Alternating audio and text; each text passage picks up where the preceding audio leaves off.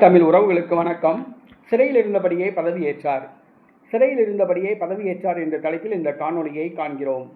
அரசியல் கட்சிகள் தங்களது வேட்பாளர்களை நல்ல ஒழுக்கமான நபர்களை நிறுத்துவது கிடையாது. அடிதடி கட்ட பஞ்சாயத்து பண்ணுறவங்க, கொலை கொள்ளை வழிப்பறி இந்த மாதிரி செயல்களில் ஈடுபடுறவங்க, போதைப்பொருள் விற்கிறவங்க, குற்ற வழக்குகளில் சிக்கிறவங்க, இந்த மாதிரி ஆட்களுக்கு தான் தேர்தலில் போட்டியிட சீட்டு கிடைக்கும். அது திமுக, அதிமுக, காங்கிரஸ், பாரதிய ஜனதா கட்சி, தமிழக வெற்றி கழகம், விடுதலை சிறுத்தை கட்சி, மதிமுக, தேமுதிக எல்லா கட்சியையும் சொல்லலாம். தற்பொழுது திருவனந்தபுரத்தில் பாஜக கவுன்சிலராக தேர்வு செய்த சுகந்தன் என்பவர் அடிக்கடி கட்ட பஞ்சாயத்து குற்ற வழக்குகளில் சிக்கியுள்ளதால் அவர் நீண்ட காலமாக சிறையில் உள்ளார்.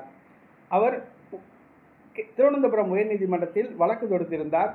அந்த வழக்கு சிறப்பு அமர்வு அவருக்கு உத்தரவிட்டுள்ளது. அதாவது சிறையில் இருந்தபடியே அவர் கவுன்சிலராக பதவியேற்கலாம் என்று உத்தரவிட்டது. அதன்படி சுகந்தன் இன்றைய தினம் சிறையில் இருந்தபடியே அவர் கவுன்சிலராக பதவியேற்றார். சிறையில் இருந்தபடி கவுன்சிலராக பதவியேற்றது அரசியல் மாண்பு கிடையாது என்பது குறிப்பிடத்தக்கது. அவைக்கு வந்துதான் பதவியேற்க வேண்டும். சிறையில் இருந்தபடி பதவியேற்றது அரசியல் மாண்புக்கு ஏற்றத்தக்கது அல்ல.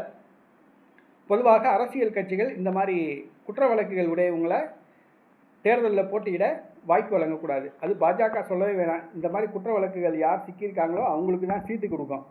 இப்போ திருவனந்தபுரத்தை சார்ந்த சுகந்தன் என்பவர் அடிதடி கட்ட பஞ்சாயத்து குற்ற வழக்குகளில் சிக்கி நீண்ட காலமாக சிறையில் இருக்கிறவர் கவுன்சிலர் எலெக்ஷனில் ஜெயிச்சார். பதவியேற்க முடியல. இப்போ சிறையில் இருந்தபடியே பதவியேற்றிருக்காரு.